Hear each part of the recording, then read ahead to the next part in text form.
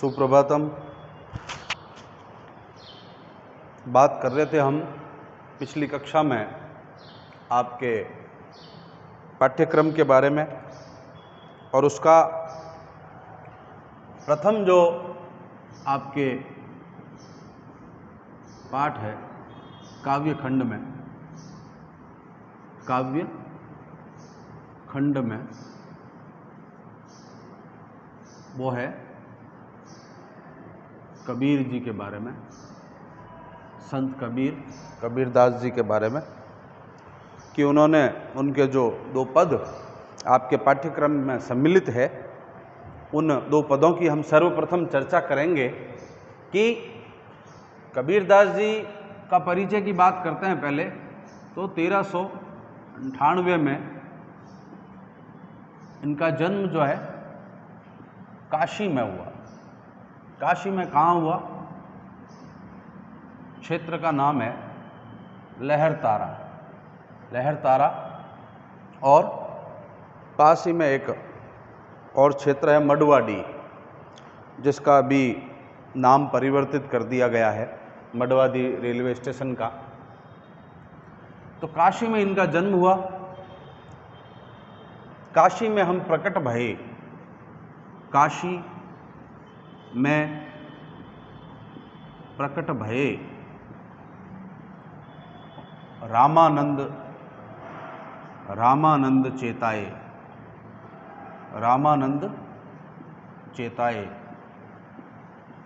गुरु का नाम रामानंद के शिष्य थे। तो काशी में हम प्रकट भये, रामानंद चेताए। अब बात करते हैं माता पिता के संबंध में। तो माता पिता के बारे में भी खूब सारी किंवदंतियां हैं। कोई कहते हैं भाई इनके जो है इनको ये जो है मंदिर की सीढ़ियों पर मिले। कोई कहते हैं कि जैसे मंदिर की सीढ़ियों पर नहीं होके किसी विधवा ब्राह्मणी के कोख से इनका जो है जन्म हुआ। इस प्रकार से अलग अलग किंवदंतियां हैं, जो सुनी सुनाई बातें हैं, उन्हीं पर सारे लोग जो है बात करते हैं। फिर भी हम बात करते हैं तो बाद में पता चलता है कि नीरू और नीमा, जिन्होंने इनका जो है कबीरदास जी का पालन और पोषण किया था, और बाद में इनके पुत्र भी हुए। पुत्र कमाल और पुत्री का नाम कमाली। ये स्वयं साक्षर थे या निरक्षर, तो अपने बारे में उक्ति कही है, मसी कागद छुयो नहीं, मसी कागद छुयो नहीं, कलम गही नहीं हाथ। मैंने कभी भी कागज और कलम को छुआ नहीं है। इस प्रकार से कबीरदास जी स्वयं अपने बारे में बताते हैं कि मैंने कभी भी कलम और कागज को छुआ नहीं है। ये तो ये इनका जो है सामान्य परिचय। अब हम बात करते हैं, देख लीजिए आप एक बार,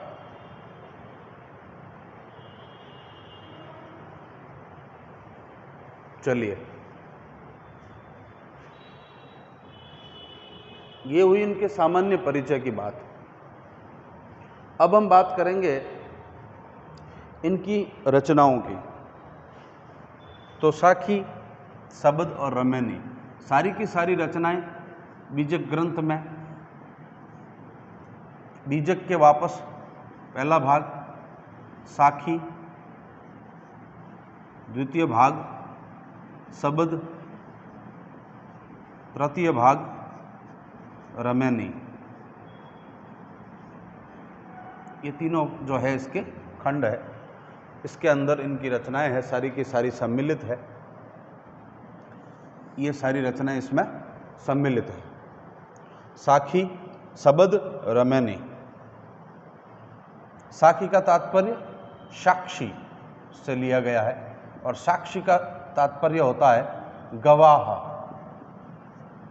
जिसकी गवाही में ये सारे कार्य हो, उसे हम साक्षी कहेंगे। साक्षी का तात्पर्य है गवाह से, कि यहाँ पर मैं इस बात की गवाही देता हूँ, मेरी साक्षी में, मेरी साखी में ये सारी बातें लिखी गई हैं।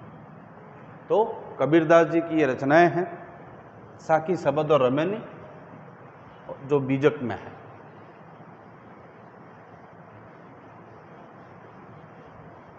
अब बात करते हैं हम कबीरदास जी की विचारधाराएं, विचारधाराओं के बारे में। विचारधारा कैसी रही इनकी? इनकी विचारधारा ऐसी थी कि हिंदू और मुस्लिम धर्म में किसी प्रकार का कोई आडंबर यानी कि दिखावा नहीं रहना चाहिए।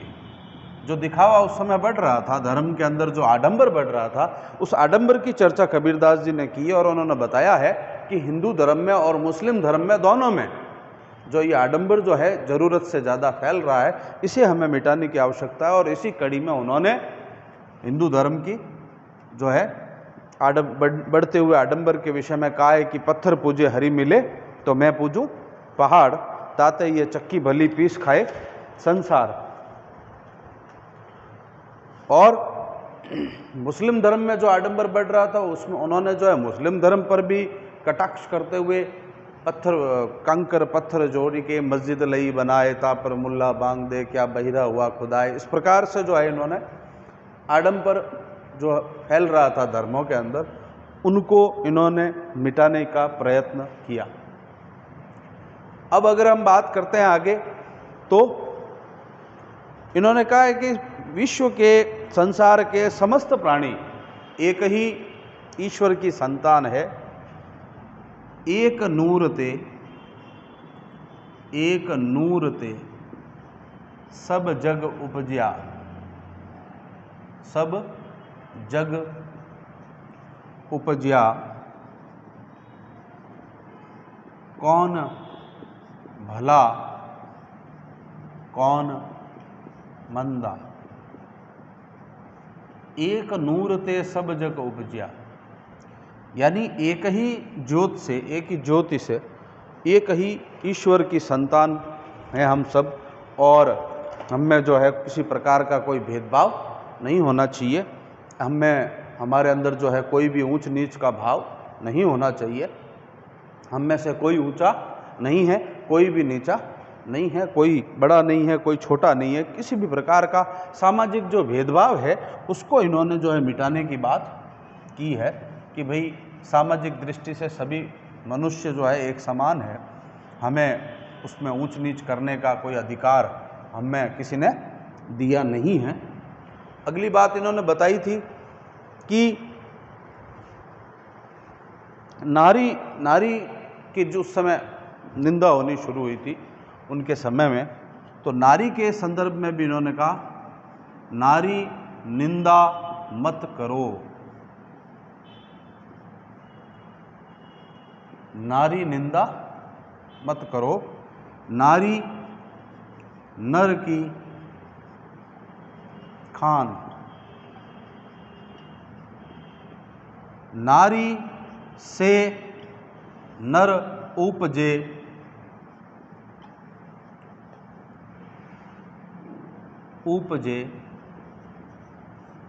ध्रुव प्रहलाद समान। नारी की, वैसे नारी की क्या निंदा शब्द जो है, निंदा तो हमें किसी की भी नहीं करनी है, चाहे आपके नारी हो चाहे मनुष्य हो, निंदा से हमें बचना चाहिए। निंदा एक इस प्रकार का गुण है जो यदि हमें लग जाए तो हम जिस प्रकार से घुन लगने पर अंदर ही अंदर जो है खराबी हो जाती है, उसी प्रकार से ये निंदा शब्द जो है ये हमें इससे बचना चाहिए। क्यों बचना चाहिए? कारण ये कि हम निंदा करते करते, दूसरे की निंदा करते करते हम अपने मूल गुणों को भूलते जाएंगे और हमें अपने मूल गुण जो है उनको भूलना नहीं है। और निंदक कहाँ रहने चाहिए? निंदक नियरे रहने चाहिए। वैसे हमारे आसपास कौन रहने चाहिए? निंदक रहने चाहिए, ताकि हमारी गलतियों में दिनों दिन सुधार होता रहे। निंदक नियरे राखिए आंगन कुटी छवाए, बिन पानी साबुन बिना निर्मल करे सुभाए। हमें निंदक अपने आसपास रखने हैं, हमें किसी का निंदक नहीं बनना है। हमें किसी की निंदा बुराई पीठ पीछे बुराई, सामने बुराई, किसी की भी हमें निंदा, किसी भी प्रकार की निंदा से हमें बचना होगा। तो नारी निंदा मत करो। कबीरदास जी ने नारी को, हालांकि नारी वैदिक काल से हमारे लिए पूजनीय रही है। हमारे वैदिक काल में गार्गी, मैत्रेयी, कपिला जो विदुषियाँ थी, उन्होंने उनके गुणगान से, और भारतवर्ष में तो जो है नारी की सदैव पूजा की जाती है। यत्र नार्यस्तु पूज्यन्ते रमन्ते तत्र देवता, इस प्रकार की बात को हम स्वीकार करते हैं। तो नारी की निंदा से बचने का भी जो संदेश है वो भी कबीरदास जी ने अपनी बातों में दिया है।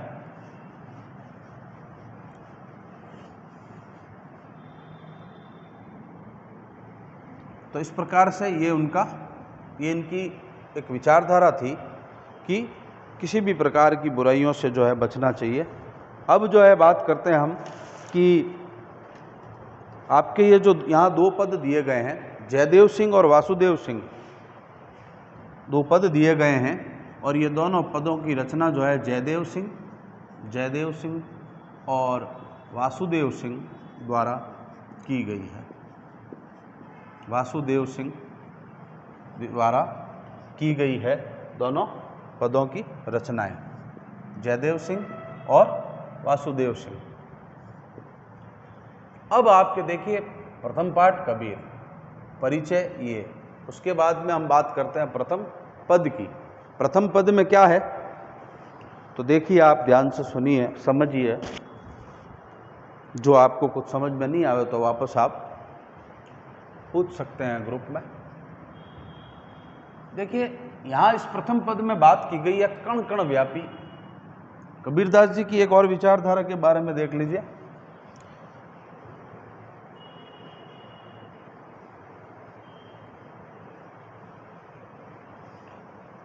कबीरदास जी देखिए, भक्ति का जो है रूप है, भक्ति या भक्ति में जो रचनाएं हुई है उनके दो रूप हैं। एक वो है सगुण रूप,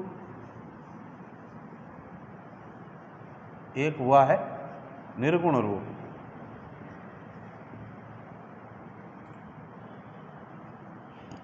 सगुण में गुण सहित,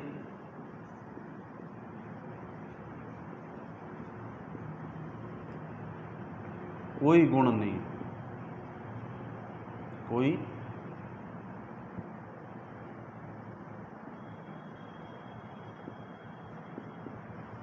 एक है साकार, एक है निराकार। क्या तात्पर्य है इनका?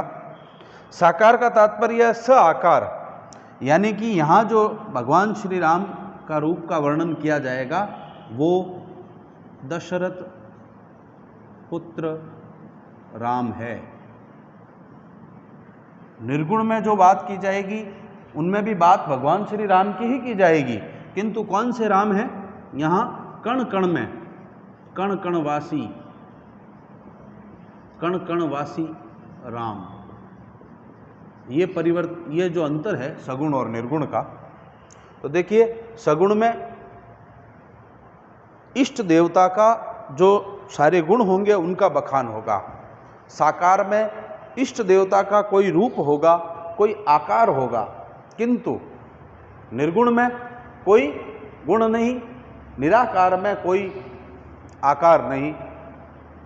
कबीरदास जी ने जिस भगवान श्री राम की बात की है वो कण कणवासी राम की बात कर रहे हैं, और इसी संदर्भ में ये बता रहे हैं कि ईश्वर जो है, ईश्वर कण कण में व्याप्त है। ईश्वर कण कण में व्याप्त है। ईश्वर किसी भी प्रकार का भेदभाव नहीं करते। ईश्वर सभी लोगों को एक समान अवसर देते हैं। प्रत्येक कण कण में भगवान बसे हुए हैं। इस प्रकार से इस पद में कबीरदास जी हमें क्या बता रहे हैं, देखिए, हम तो एक एक करी जाना, हमने तो एक ही समझा है आज तक ईश्वर को, अलग अलग कोई रूप नहीं है। लोग जो है अपनी स्वार्थ सिद्धि के लिए अलग अलग भगवान के अलग अलग रूप बना रहे हैं, वो जो है गलत है। भगवान जो है किसी के साथ कोई भेदभाव नहीं होना चाहिए। किंतु लोगों ने अपनी सुविधा अनुसार अलग अलग धर्म, अलग अलग संप्रदाय ये जो बनाए हैं, और ये बनाकर लोगों को अलग अलग धर्मों, संप्रदायों, पंथों में जो है बांटने की कोशिश की है।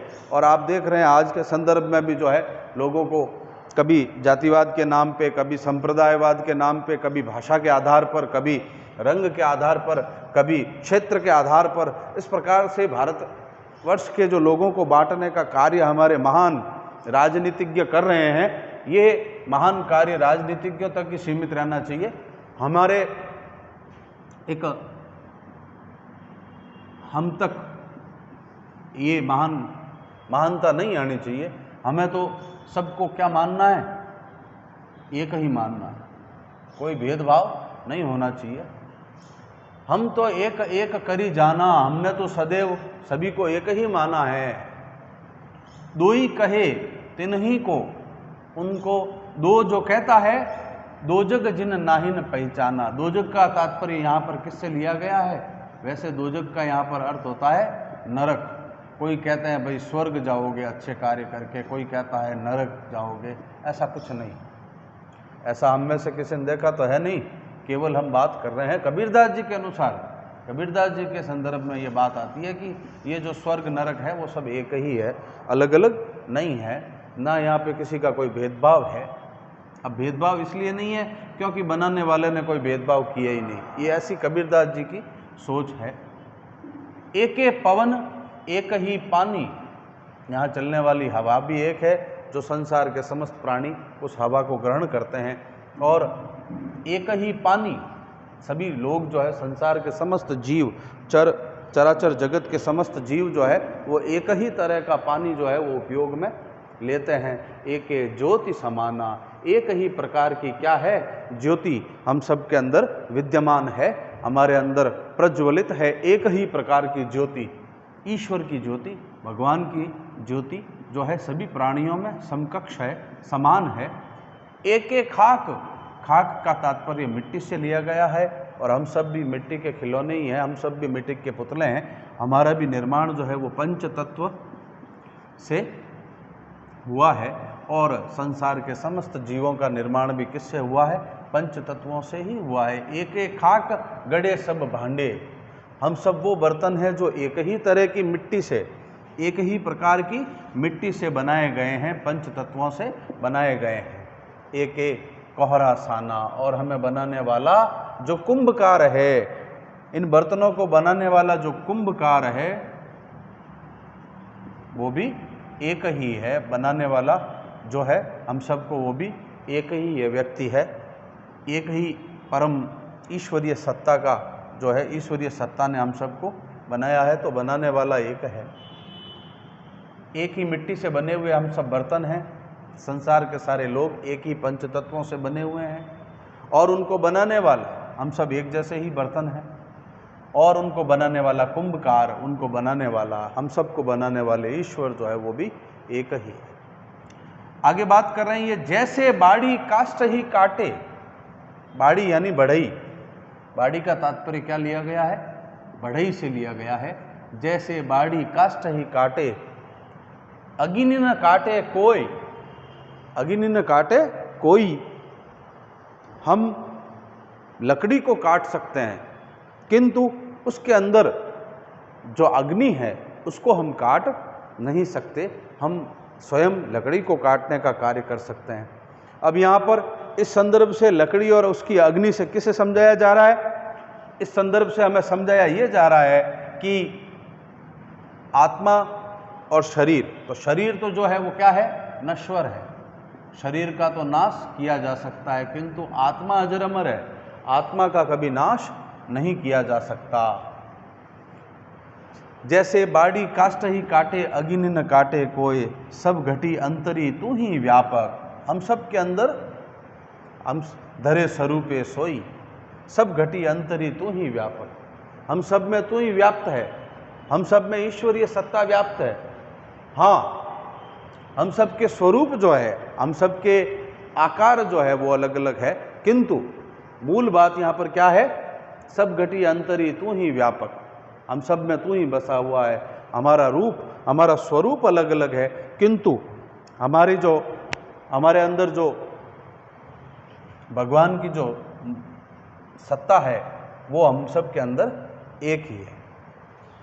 हालांकि हम सब ने रूप अलग अलग ले रखे हैं, लेकिन हमारे अंदर जो सत्ता है, परम पिता परमेश्वर की जो ईश्वरीय सत्ता है, वह सत्ता जो है वो केवल और केवल सब एक ही ईश्वरीय सत्ता है। माया देखी के जगत लुभाना। माया, माया से क्या तात्पर्य यहाँ पर? माया, माया का तात्पर्य सीधा सीधा लिया जाता है भ्रमात्मक स्थिति से। किससे लिया जाता है? भ्रम। किससे लिया जाएगा?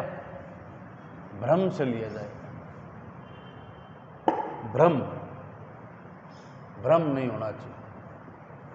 लोगों को भ्रम होता है माया का, भ्रम जाल, माया जाल।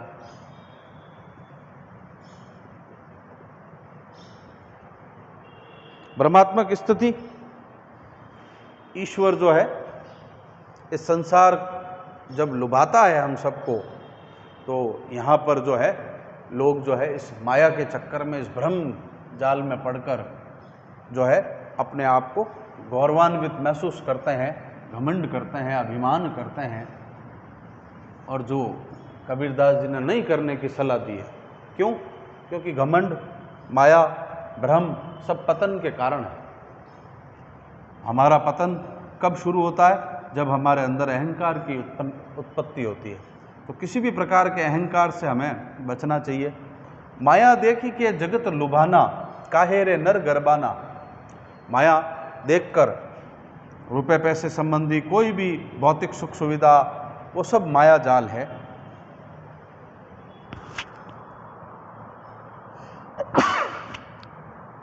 सॉरी।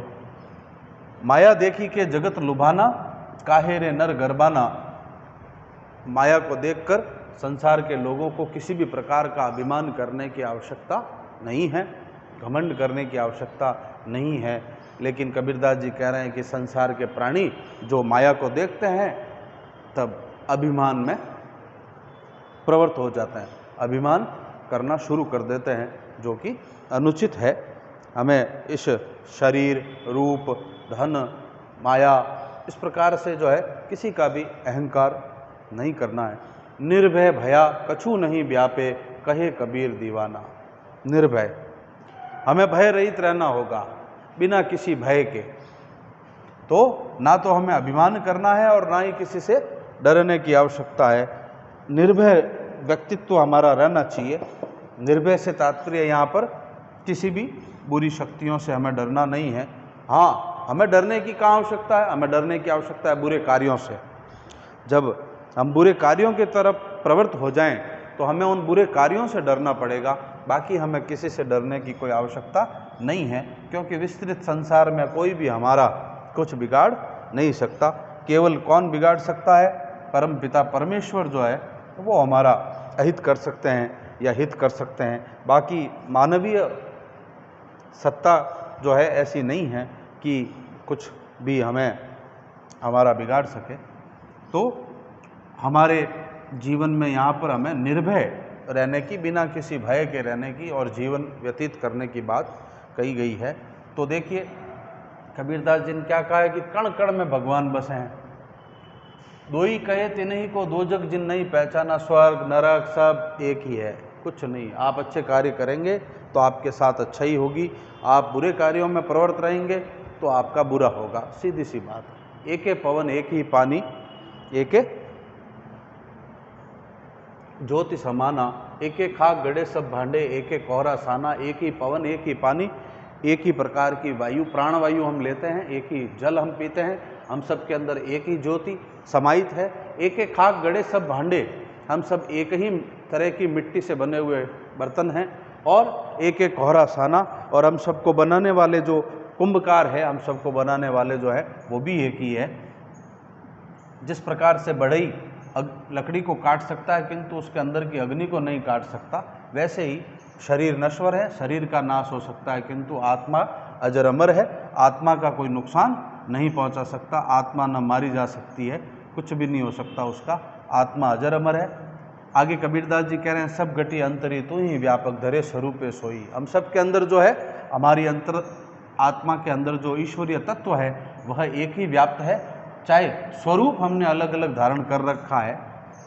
आगे माया देखी के जगत लुभाना, काहे रे नर गरबाना, इस प्रकार के भौतिक सुख सुविधाओं को देखकर या किसी भी प्रकार की माया या भ्रम की स्थिति में आकर जो मनुष्य अहंकार करते हैं उसे भी गलत बताया गया, निराधार बताया गया है। और हमें अंत में कबीरदास जी द्वारा ये बताया गया है कि हम सबको अपना जीवन जो है निर्भय तरीके से, बिना किसी से डरे, बिना किसी भय के जो है इस प्रकार से हमें अपना जीवन यापन करना पड़ेगा। और इस प्रकार से कबीरदास जी ने ये बात इस पहले पद में आपके कही है। दूसरे पद की चर्चा जो है हम आपकी अगली कक्षा में करेंगे। धन्यवाद। जय हिंद।